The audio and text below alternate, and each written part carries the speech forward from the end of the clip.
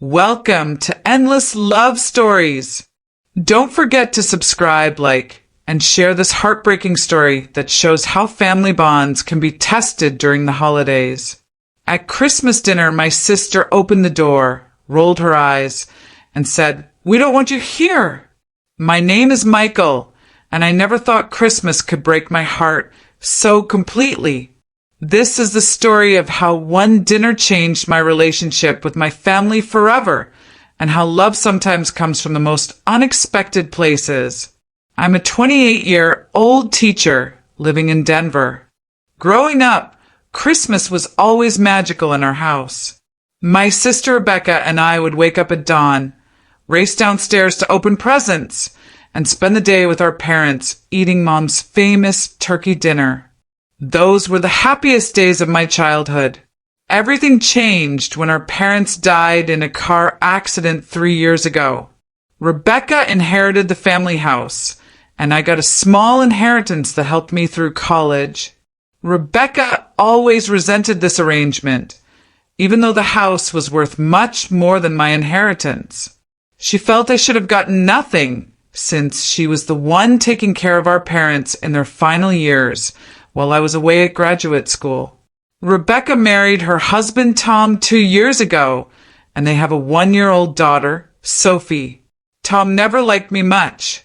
He thought I was too academic, too soft, not man enough for his taste. He constantly made jokes about teachers being lazy and overpaid, knowing it would hurt me. Rebecca would laugh along, which stung even more. This Christmas, I was especially excited to see my family. I had been feeling lonely after breaking up with my girlfriend, Lisa, 6 months earlier. The holidays always made me miss our parents terribly, and I needed that family connection more than ever.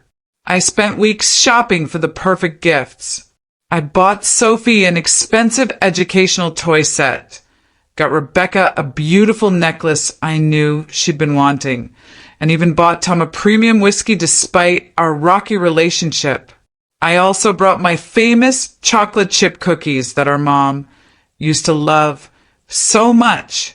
The villain in this story wasn't a person. It was years of built-up resentment and Tom's toxic influence on Rebecca. He had been poisoning her mind against me for months, telling her I was a burden, that I only showed up when I wanted something, that I never really cared about the family. Christmas Eve came, and I drove to Rebecca's house, our childhood home, with my arms full of gifts and my heart full of hope. The house looked beautiful, decorated with lights and wreaths, just like Mom used to do. I could see through the windows that they were having dinner, laughing and enjoying themselves. I knocked on the door, expecting to be welcomed with hugs and Christmas cheer. Instead, Rebecca opened the door, saw me standing there with my gifts, rolled her eyes dramatically, and said the words that still echo in my head. "We don't want you here, Michael. This is our family time."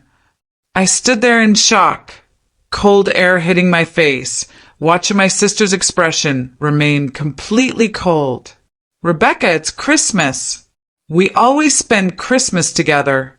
I brought gifts for everyone." "You should have called first," she said, not even looking at the presents in my arms. "Tom and I decided we want to start our own family traditions. Without you." Tom appeared behind her, holding little Sophie. "Yeah, Mike, we're trying to have a peaceful Christmas here. Maybe next year, call ahead." His voice was dripping with smugness, like he'd won some victory over me. "But this is our family tradition," I pleaded. "Mom and Dad would want us to be together, especially at Christmas." Rebecca's face hardened. "Don't you dare bring up Mom and Dad. You weren't even here when they needed you most. You were off playing graduate student while I was taking care of them. You don't get to use their memory to guilt trip me now." The words hit me like a physical blow. I had been at graduate school, yes, but I visited every month and called them constantly. I was building a career to make them proud, something they had always encouraged. But Tom had convinced Rebecca that my absence during those final years meant I didn't care. Rebecca, please. I love them too. I miss them too. Can't we just have one Christmas dinner together? For Sophie's sake, if not for ours. Sophie doesn't need an uncle who only shows up when it's convenient for him, Tom said, bouncing the baby in his arms like she was a prop in his argument. I looked at my niece, this beautiful little girl who barely knew me because Rebecca had been keeping her away from me all year. Sophie looked at me with curious eyes, and for a moment I thought maybe she could be the bridge that brought us back together. But Rebecca stepped forward and started closing the door. Michael, just go. We don't want drama on Christmas. This is our family now, and you're not part of it. The door slammed in my face.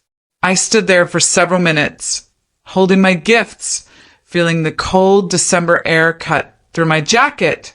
Through the window, I could see them sitting back down at the dinner table, laughing as if nothing had happened, as if I hadn't just been completely rejected by the only family I had left. I drove around for hours that night, not knowing where to go. Every restaurant was closed. Every store was shut down.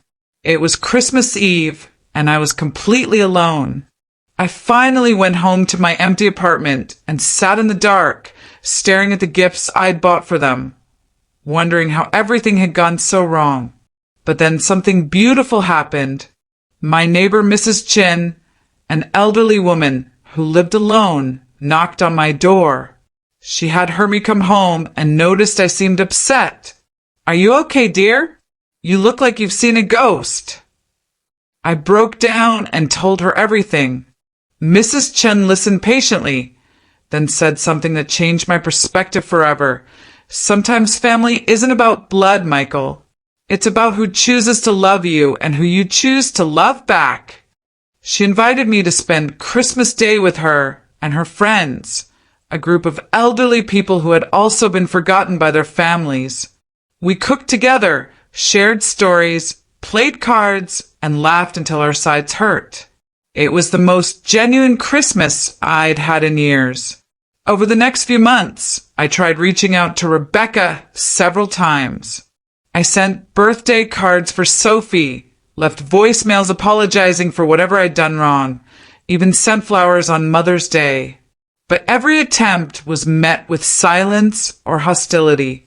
The real breakthrough came 6 months later when Tom was arrested for drunk driving. Suddenly, Rebecca needed help with Sophie while dealing with lawyers and court dates. She called me, crying, asking if I could babysit. I wanted to say no. I wanted to remind her of Christmas, of how she'd slammed the door in my face. But when I heard Sophie babbling in the background, I couldn't refuse. I'll be right there, I said. That night, while Sophie slept in my arms, Rebecca finally opened up. Tom has been telling me you don't really care about us, that you're just waiting for another inheritance or something. He made me believe that you were the enemy. Rebecca, I've never wanted anything from you except a relationship with my sister and my niece. I miss our parents every day, and you're all the family I have left. She started crying. I have been so angry about everything, about Mom and Dad dying, about feeling alone, about Tom's problems. I took it all out on you because you were safe. I knew you'd forgive me. I do forgive you, I said, even though the hurt was still fresh. But Rebecca, we can't go back to the way things were. If you want me in your life, it has to be because you genuinely want me here, not because you need something. Today, Rebecca and I are slowly rebuilding our relationship. She's getting divorced from Tom, and she's working on becoming the person she wants to be rather than the bitter woman she became. We spend time together regularly now, and Sophie knows her Uncle Michael loves her unconditionally. That terrible Christmas taught me that rejection from family hurts deeper than any other pain. But it also taught me that love comes in many forms. Mrs. Chin and her friends showed me more genuine care in one day than my blood family had shown me in years. The lesson here is that sometimes we have to lose everything to find what really matters. Family isn't just about sharing DNA. It's about showing up for each other, especially when it's hard. Sometimes the people who choose to love you are more family than the people who are supposed to love you. Christmas will always remind me of that painful night when my sister rejected me, but it also reminds me of the kindness of strangers who became family when I needed them most. Remember, love isn't about blood relations. It's about who stands by you when life gets difficult. That's our story for today. If this moved you, please subscribe to Endless Love Stories, like this video, and share it with someone who needs to remember that they deserve love and acceptance. Your support helps us share more real stories about family, forgiveness, and finding love in unexpected places.